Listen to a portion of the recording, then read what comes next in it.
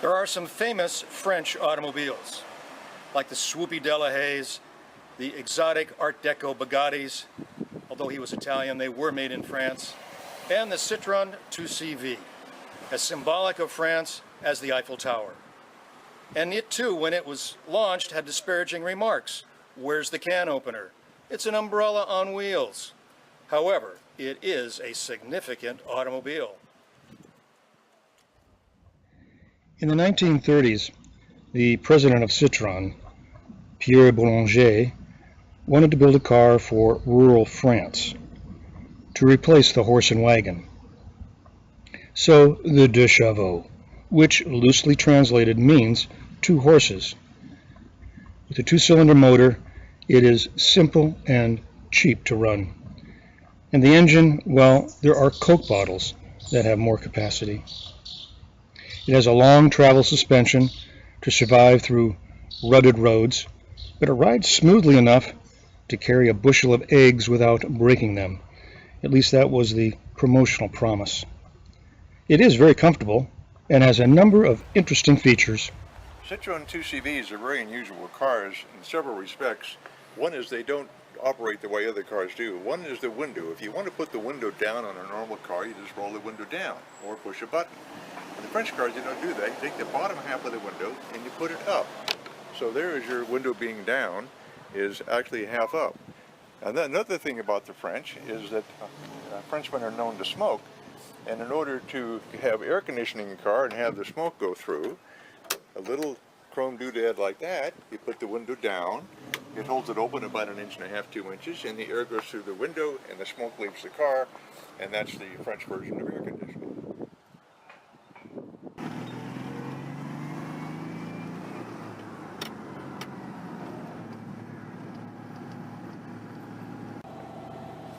Keeping the French motif on how they do things most unusually, in shifting gears in this car, if you find neutral, it's like a big 8-ball, find neutral, and there's neutral, and you shift the 8-ball over, and if you want to go, let's say you want to back the car up. Well, if you want to back the car up, you push the knob forward, and then the car will back up.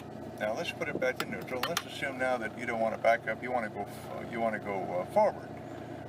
Well, of course, you want to go forward, you take the 8-ball and you bring it backwards in order to go forwards. And then you have 1 gear, and then 2nd gear, and then 3rd gear, and over 4th gear.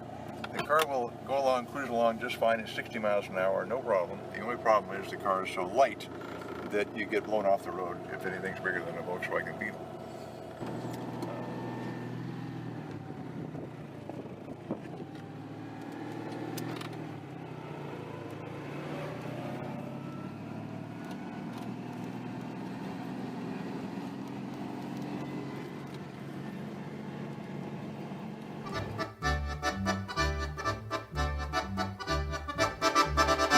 In the 1980s, François Mitterrand was president of France, and he had a young prime minister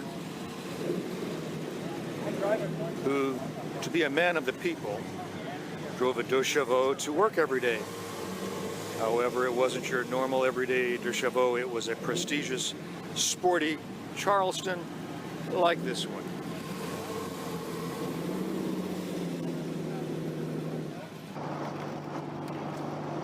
Charlestons are the upscale version of deux chevaux. Several differences are that Charlestons have much nicer upholstery, very lounge chair type, and they also have a two-tone paint scheme on the outside of the car, which come in burgundy and black like this car we're in, or yellow and black, or two-tone gray.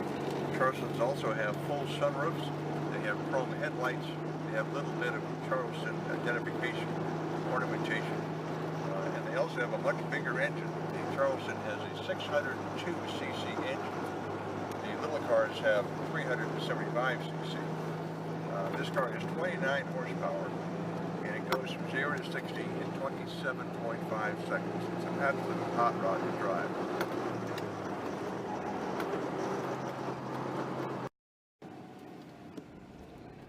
Designed in the 1930s, its development was interrupted by World War II. And there was quite an effort to protect the car from getting into the hands of the Nazis. Finally introduced in 1948, it was produced until 1990. And despite its fragile look, skinny tires, its only fault is that it is slow. It's a sturdy car for which, depending on how you count, over 5 million were made.